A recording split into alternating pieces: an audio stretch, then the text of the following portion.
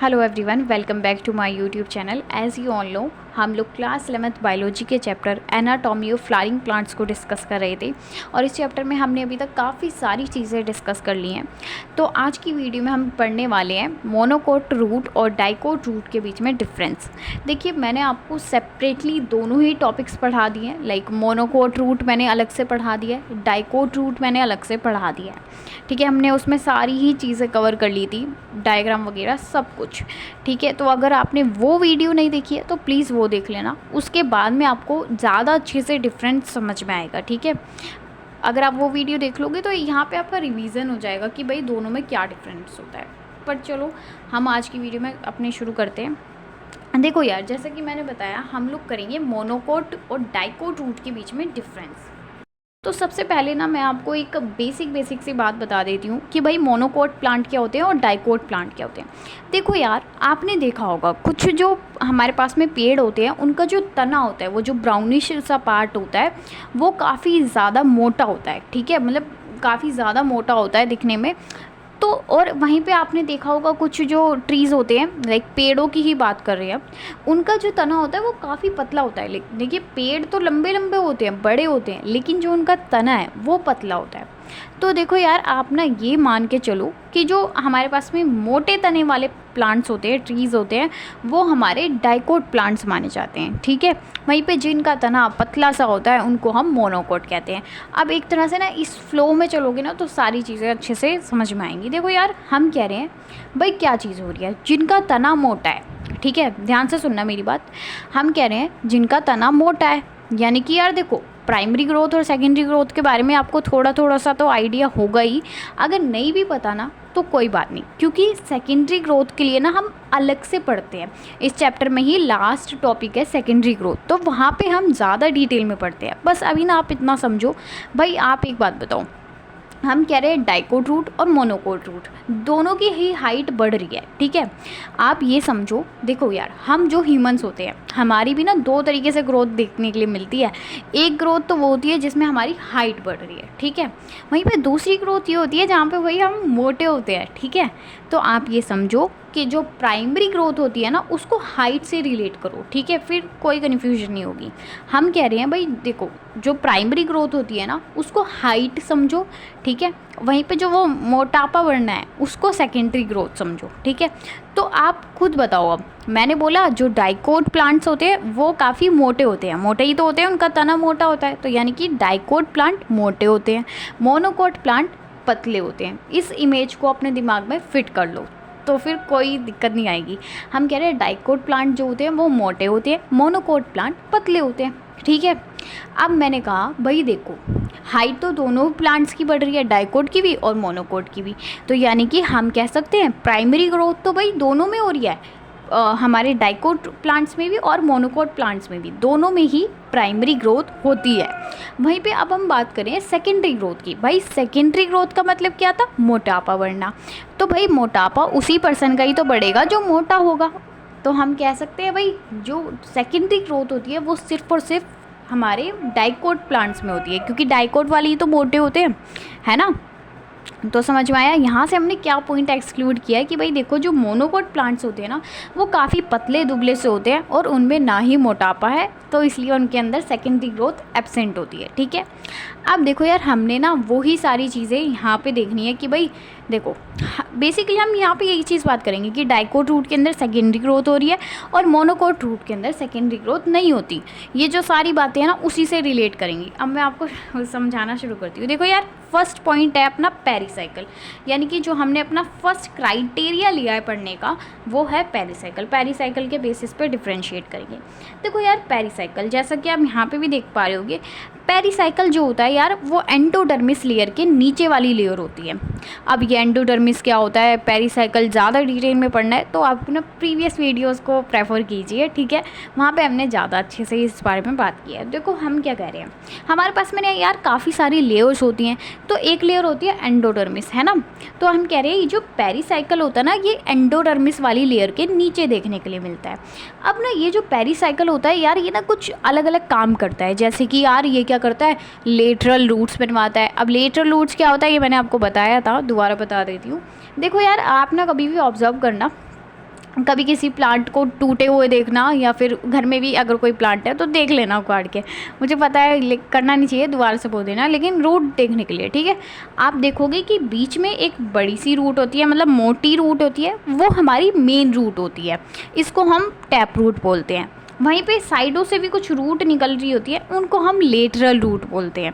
तो हम कह रहे हैं ये जो पेरिसाइकिल है ना, ये क्या करता है, ये इन लेटरल रूट्स को ओरिजिनेट करता है। यानी कि हम कह रहे हैं ये जो लेटरल रूट्स है ये कहाँ से बनती है, किसकी हेल्प से बनती है, तो ये पेरिसाइकिल की हेल्प से बनती है। ठीक है, क्लियर है इतना? ठीक है भाई, एक इनका ये काम होता है। वहीं पे यार इनका दूसरा काम ये होता है कि ये ना सेकेंडरी ग्रोथ करवाने में हेल्प करती है। अब देखो यार, जब आप पढ़ोगे ना सेकेंडरी ग्रोथ के बारे में, तो मैं आपको बताऊंगी कि कोर कैम्बियम नाम की कोई चीज़ होती है, वेस्कुलर कैम्बियम नाम की कोई चीज़ होती है, लेकिन मैं अभी नहीं बताऊंगी ये सब, क्योंकि कॉम्प्लेक्स नहीं करना हमें चीज़ों को। ठीक है, जब मैं सेकेंडरी ग्रोथ पढ़ाऊंगी तो मैं अच्छे से बताऊंगी उस चीज़ को। अभी आप बस इतना ध्यान रखो, ये जो पेरिसाइकिल होता है ये दो काम करता है। कौन कौन से दो काम? पहला काम इसका ये होता है कि ये लेटरल रूट्स बनवाता है, दूसरा काम इसका होता है सेकेंडरी ग्रोथ करवाना। अब मेरे को आप खुद बताओगे बिना देखे यहाँ पे कि मेरे को बताओ सेकेंडरी ग्रोथ कहाँ होती है? सिर्फ और सिर्फ डाइकोट प्लांट्स में, है ना भाई। हम कह रहे हैं सेकेंडरी ग्रोथ यानी कि मोटापा बढ़ना वो सिर्फ डाइकोट प्लांट में बढ़ता है, और यहाँ पे हम डाइकोट रूट और मोनोकोट रूट के बीच में डिफरेंस कर रहे हैं। मैंने कहा भाई देखो पेरिसाइकिल दो काम करता है, पहला काम लेटरल रूट्स बनवाना। अब मेरे को बताओ भाई लेटरल रूट्स जो है वो तो वो डाइकोट वाली रूट में भी बनवाएगा और मोनोकोट वाले प्लांट में भी बनवाएगा, है ना। तो इस पेरिसाइकिल का एक काम तो कॉमन है कि भाई डाइकोट और मोनोकोट दोनों में ही लेटरल रूट्स बनवाएगा। तो देखो यहाँ पे यही चीज़ लिखी हुई है, देखो give rise to lateral roots. ठीक है, यहाँ पे हमने कहा भाई पेरिसाइकिल क्या करता है, उसका एक काम है लेटरल रूट्स बनवाना। ठीक है, समझ में आ गया। अब मैंने कहा भाई इसका एक और काम है, क्या काम? सेकेंडरी ग्रोथ करवाना। अब भाई ये चीज़ तो हमारे दिमाग में बैठ ही गई होगी कि मोनोकोट के अंदर सेकेंडरी ग्रोथ नहीं होती है। ठीक है भाई, अगर मोनोकोट के अंदर सेकेंडरी ग्रोथ नहीं हो रही है तो यानी कि पेरिसाइकिल नहीं करवा रहा होगा मोनोकोट में सेकेंडरी ग्रोथ। अब इस क्वेश्चन गलत किया तो बस देख लेना, बहुत बारी समझा दिया। तो हम क्या कह रहे हैं भाई, देखो ये डाइकोट रूट है, हम कह रहे हैं पेरिसाइकिल जो होता है वो डाइकोट रूट के अंदर करवाता है सेकेंडरी ग्रोथ। देखो give rise to secondary roots वगैरह ये सब क्या है, ये हमारे पास में सेकेंडरी ग्रोथ के फीचर्स हैं। तो हमने क्या कहा भाई पेरिसाइकिल क्या कर रहा है, डाइकोट रूट के अंदर एक और काम करवा रहा है। कौन सा काम करवा रहा है? सेकेंडरी ग्रोथ का। ठीक है, वहीं पे मोनोकोट के अंदर कोई सेकेंडरी ग्रोथ नहीं होती है। तो अगर आपसे क्वेश्चन पूछा जाएगा भाई बताओ सेकेंडरी ग्रोथ कहाँ पे एब्सेंट होती है, तो आप क्या कहोगे? मोनोकोट्स के अंदर एब्सेंट होती है। ठीक है, वहीं पे अब पेरिसाइकिल का क्लियर है। अब नेक्स्ट जो हमारे पास में क्राइटेरिया आता है वो होता है वेस्कुलर बंडल। यार वेस्कुलर बंडल क्या होता है, मैंने आपको बहुत बार बताया, दोबारा से बता देते हैं। देखो यार वेस्कुलर वर्ड जो है ना इस चैप्टर में हमारे पास में जाइलम और फ्लोएम के लिए ही यूज़ कर रहे हैं हम लोग। तो यार बंडल क्या होता है? लाइक एक कॉम्पैक्ट सी चीज़। ठीक है, हम कह रहे हैं भाई वेस्कुलर बंडल क्या है, ये हमारे पास में जाइलम और फ्लोएम साथ में पड़े हुए हैं, तो इस चीज़ को हमने वेस्कुलर बंडल बोल दिया। अब मैंने लाइक आपको 3 से 4 बार इस चीज़ को बता दिया अलग अलग वीडियोस में कि वेस्कुलर बंडल अलग अलग तरह के होते हैं, तो मैं इस वीडियो में नहीं बताऊंगी क्योंकि इस टाइम में लिटरली मैंने 4-5 बार बता दिया अलग अलग वीडियोज़ में, सेम चीज़ रिपीट किया, अब नहीं। ठीक है, तो हमने कहा वेस्कुलर बंडल डाइकोट रूट के अंदर किस तरीके के होते हैं। हमने कहा भाई हमें ना यहाँ पे इनके नंबर याद रखने हैं। हम कह रहे हैं जो डाइकोट रूट होती है उनके अंदर सिर्फ 2 से 6 वेस्कुलर बंडल देखने के लिए मिलते हैं। यार ये वेस्कुलर बंडल है, ये एक वेस्कुलर बंडल है ना, ये एक वेस्कुलर बंडल है। हम कह रहे हैं भाई देखो जो डाइकोट प्लांट है, डाइकोट रूट है, उसके अंदर हमें 2 से 6 वेस्कुलर बंडल देखने के लिए मिलते हैं। ठीक है, 2 से 6 वेस्कुलर बंडल देखने के लिए मिलते हैं। वहीं पे यार मोनोकोट के अंदर ऐसा नहीं है, मोनोकोट के अंदर 6 से ज़्यादा वेस्कुलर बंडल देखने के लिए मिलेंगे। अभी मैं इस चीज़ को दोबारा से बताती हूँ। देखो हमने क्या बोला, फर्स्ट पॉइंट पेरिसाइकिल था। हमने कहा भाई पेरिसाइकिल क्या करता है, मोनोकोट जो रूट होती है उनके अंदर तो भाई लेटरल रूट्स बनवा देता है, ठीक है। वहीं पे जो हमारे पास में डाइकोट रूट होती है वहाँ पे एक और काम करता है, कौन सा, सेकेंडरी ग्रोथ करवाने का। वहीं पे वेस्कुलर बंडल के बारे में हमने बोला भाई वेस्कुलर बंडल कुछ नहीं है, जाइलम और फ्लोएम साथ में पड़े हुए हैं, उसको हमने वेस्कुलर बंडल कह दिया। हम कह रहे हैं डाइकोट रूट के अंदर ये जो वेस्कुलर बंडल होते हैं इनका नंबर कितना होता है, 2 से 6 के बीच में, ठीक है। वहीं पे मोनोकोट रूट के अंदर इनका नंबर कितना होता है, 6 से ज़्यादा होता है, ठीक है। अब नेक्स्ट चीज़ आती है कैम्बियम। कैम्बियम क्या होता है ये मैंने आपको एक्सप्लेन कर दिया था। भाई देखो कैम्बियम, ये मैंने एक वेस्कुलर बंडल बनाया है। कैम्बियम के बारे में आप ज़्यादा डिटेल में वैसे पढ़ोगे कहाँ पे, सेकेंडरी ग्रोथ में, तो अभी इतनी टेंशन मत लो, जो समझाया है वो समझो। देखो हमने कहा ये एक वेस्कुलर बंडल है, ठीक है। जाइलम और फ्लोएम बना लेते, कंफ्यूज नहीं होना, जाइलम और फ्लोएम। हमने कहा भाई देखो यहाँ पे ना बीच में एक लाइन होती है, हमेशा नहीं होती, कभी कभी होती है, और कहाँ पे होती है ये आप बताओगे कमेंट करके, ठीक है। हमने क्या कहा, क्योंकि मैं भाई बता चुकी इस टॉपिक को कई बारी, हमने कहा ये एक वेस्कुलर बंडल है। देखो यार ये भी एक वेस्कुलर बंडल है, ये भी एक वेस्कुलर बंडल है। यहाँ पे तो ऐसी कोई लाइन नहीं है, लेकिन यहाँ पे ऐसी लाइन है। सबसे पहले हम समझते हैं ये जो लाइन है इसका क्या कोई नाम होता है, हाँ इसका एक नाम होता है, इसको ही हम कैम्बियम बोलते हैं। और कैम्बियम भी ना 2 तरह के होते हैं। तो ये कौन सा कैम्बियम है, इस वाले कैम्बियम का एक नाम होता है इंट्राफेसिकुलर कैम्बियम, ठीक है। तो सबसे पहले तो ये समझो, देखो यार हमने कहा यहाँ पे ये जो जाइलम, ये जो हमारे पास में वेस्कुलर बंडल है इसके बीच में तो ऐसा कोई कैम्बियम नहीं है, ठीक है। वहीं पे इसके बीच में कैम्बियम है, तो इनका अलग अलग नाम भी तो होगा। भाई हम कह रहे हैं इसके पास में ये चीज़ है, इसके पास में ये चीज़ नहीं है, तो यानी कि इन दोनों के अलग अलग नाम होते हैं। क्या क्या, देखो जहाँ पे ऐसा वेस्कुलर बंडल जहाँ पे कैम्बियम एब्सेंट है उसको हम बोलते हैं ओपन वेस्कुलर बंडल, इनको हम बोलते हैं ओपन वेस्कुलर बंडल, ठीक है। वहीं पे जो इस तरीके के होते मैंने उल्टा बोल दिया, इनको हम बोलते हैं closed vascular bundle. I am so sorry. देखो यार हमने क्या कहा, हमने कहा भाई ऐसा वेस्कुलर बंडल जहाँ पे कैम्बियम एब्सेंट है, ठीक है, उसको हम क्लोज्ड वेस्कुलर बंडल बोलते हैं। वहीं पे ऐसा वेस्कुलर बंडल जहाँ पे हमारे पास में कैम्बियम प्रेजेंट होता है उसको हम बोलते हैं ओपन वेस्कुलर बंडल। इस चीज़ को कैसे याद रख सकते हैं, देखो यार आपके पास में रूम वगैरह में गेट लग रहे होते हैं या डोर कह सकते हैं। भाई एक बात बताऊँ, अगर आप डोर के बीच में कुछ लगा दोगे, लाइक मान लो आपने डोर के बीच में स्टूल वगैरह लगा दिया, फिर उस गेट को बंद करोगे तो वो क्या बंद होगा, नहीं होगा, ओपन रहेगा ना। तो उसी तरीके से ये जो है ना इसको स्टूल मानो। हम कह रहे हैं भाई हमने ना ये अपने पास में दरवाजे के बीच में एक स्टूल लगा दिया, अब स्टूल लगा दिया तो ये बंद नहीं हो सकता, तो यानी कि ये ओपन रहेगा, इसलिए इसको हम ओपन वेस्कुलर बंडल बोल रहे हैं।